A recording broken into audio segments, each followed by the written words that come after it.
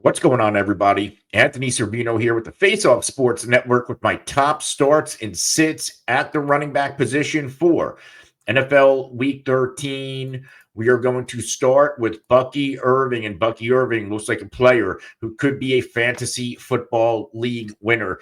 He absolutely went off for a career best and season high 27.1 PPR points last week against the Giants. This was a game where the Giants couldn't stop the run. We did see Sean Tucker and Rachaad White also find the end zone in this matchup, but Bucky Irving led the backfield in snaps with 34 to 29 to White and only 5 for Sean Tucker. But it does look like it is shifting into Bucky's backfield. He's never going to get 100% of the touches, but last week he did see 18 touches, including 6 receptions for 64 yards and the second most targets he's seen this year with 6 against the Giants, 12 for 87 on the ground with the aforementioned touchdown.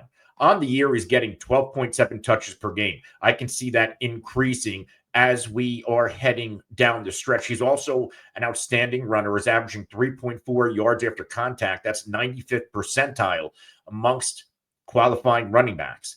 He's also getting 9.2% of his team targets, and he's being targeted, shockingly, on 25.8% of the routes he is running, which is 88th percentile. This week, he gets the Carolina Panthers, and we know the Carolina Panthers, they don't fare so well at containing enemy running backs. Now, for what it's worth, they did hold down Kareem Hunt last week. They held Hunt to only 11.7 PPR points in what I thought was going to be a smash spot. They limited him, but we know most running backs that face the Carolina Panthers, they're going to give you high floors week in and week out. I'm expecting at least the high floor from Bucky Irving, but if he runs like the way he ran against the New York Giants, then Bucky Irving could pop once again in week 13.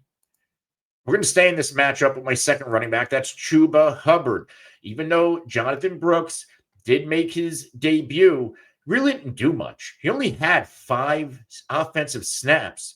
Chuba Hubbard dominated with 51 offensive snaps. In fact, back-to-back games with over 50 offensive snaps. This is his backfield, and he didn't disappoint. Another high floor player, 13 PPR points last week, which is one of his lowest outputs. But what's important here is that he had that against the Chiefs, who are number 1 against fantasy running backs, 16 for 58 on the ground. He did have 5 targets, but only caught 1 for 2. That's not great, but he did salvage his day with a touchdown. He now has a 3-game touchdown streak in which he has scored 4 in that time period. He has also scored a touchdown in 4 out of his past 5. We know when Carolina is inside the 5, that is Chuba Hubbard territory.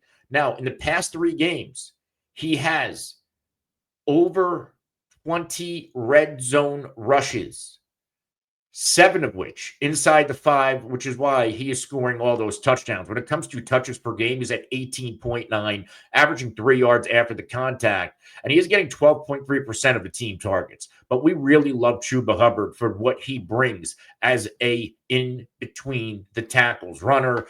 He's going to look to keep it going against the Tampa Bay Buccaneers. And Tampa's defense, whether you want to run on them, whether you want to throw on them, you can do whatever the hell you want against the Tampa Bay Buccaneers defense, unless, of course, you're the New York Football Giants. But even the Giants leaked out a touchdown to Devin Singletary. It could have been and should have been Tyrone Tracy, but Tyrone Tracy once again fumbled, which could potentially cost him down the stretch. That's another conversation for another day. But every running back this year that has faced the Tampa Bay Buccaneers outside of Denver running backs in week 3 has accounted for double-digit PPR points. And the low point of Tyrone Tracy and Devin Singletary last week, their output was their lowest total. We are at least getting a high floor, and sometimes running backs can pop. And this could be a really nice pop spot for Chuba Hubbard. I can see Chuba Hubbard once again going for 20 PPR points. Absolutely love him to find the end zone in this matchup. Next up, we are going to go to Isiah Pacheco. Isiah Pacheco fully expected to make his return to the field. He opens the week with a full practice, which is a really good sign. If Pacheco plays, we do need to temper expectations a little bit. I do see a realistic 50-50 split as they get Pacheco reacclimated to NFL speed, but they're getting the Raiders, and we know the Raiders, they're normally leaky against running backs. And we know what Pacheco can do. He opened the year with back-to-back games with at least 15 PPR points. He found the end zone once. The other game against Cincy, 19 for 90 on the ground, 5 for 5 for 21 as a receiver. Isiah Pacheco, when he is involved and he's effective, he is one of the better running backs in the NFL, playing on the Kansas City team, oh, by the way, who is now throwing the football better than they ever have since Isiah Pacheco has been in the league. In the 2 opening games of the year, 25.5 touches on average. Again, I do expect his touches to be limited a little bit, but I do see that 12 to 15 range being a realistic starting point. And we know he's going to get those touches inside the 5-yard line.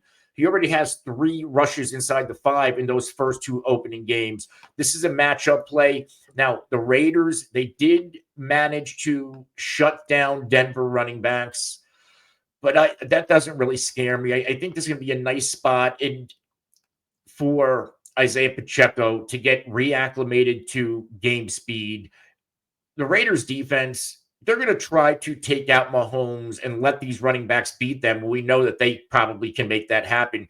Outside of last week when the Raiders shut down Denver running backs, they gave up over 25 fantasy points to Chase Brown and Devin Etienne. In 2 previous weeks, they've leaked out over 20 PPR points all season long. Dobbins, Hubbard, Kyron Williams had just under 20. So we know that this is a leaky defense, and an elite offense like the Chiefs are going to score the football. And again, what I'm looking for here is a high floor from Pacheco this week. I think he gets back into the end zone, and he should get back into our fantasy lineups. Remember, if you like content like this, hit the like button, hit the subscribe button, and the alert icon, so you can be notified anytime we go live, which is almost every day of the week, to answer your questions, or when we drop content like this. If you have start-sit questions, waiver wire questions, trade questions, ask them in the comment section below.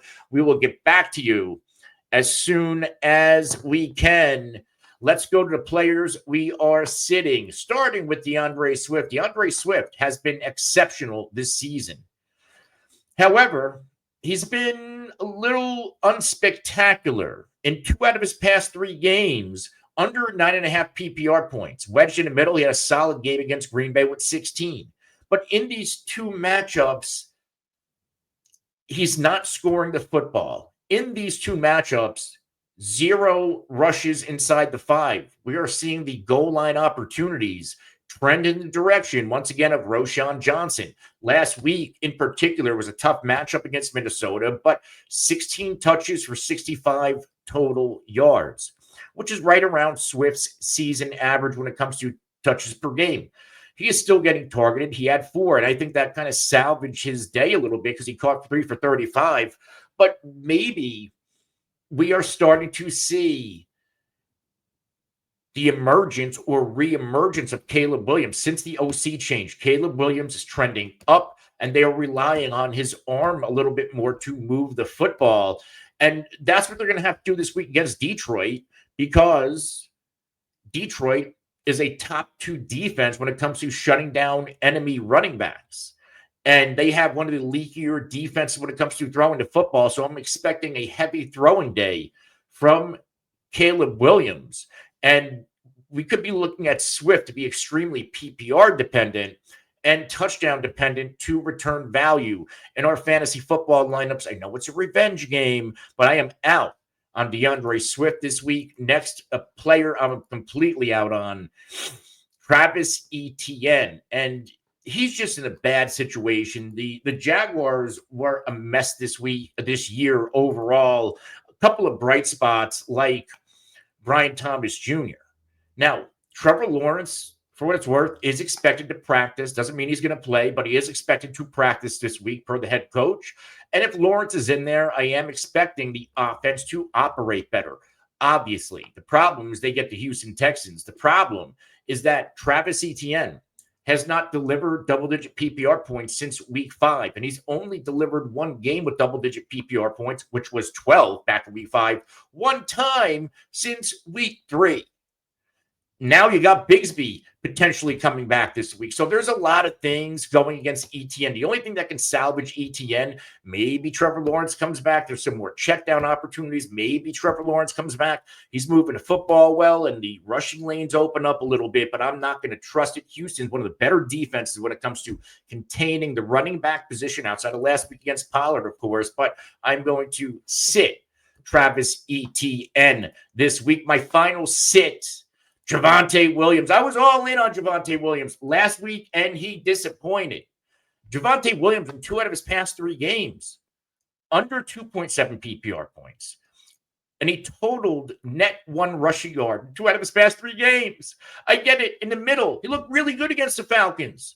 18.7, we thought, oh, they're going to go right back to him. He's the best guy in his backfield. This backfield's a mess. I don't trust Sean Payton. I don't know how the hell we can use Javonte Williams. And, of course, we're going to bench Javonte Williams. He could go off. We're going to start him. He's going to disappoint. This is just where we are with Javonte Williams. But at least this week, I'm going to choose to fade Javonte. I think he's going to be a little bit touchdown needy this week. Cleveland, they don't do a lot of things well, but they can contain the running back. Now, coming out of the bye, you got Indy, which might be a startable spot. I need to see the usage this week. I don't trust the head coach and his backfield distribution right now, even though Sean Payton's having a hell of a year with Bo Nix. Their running backs can't be trusted, and I don't think anybody could blame me for saying that. But given the matchup, given the fact that he's really hard to trust, and given the fact that this is not by Mageddon, I am fine with sitting Javonte Williams.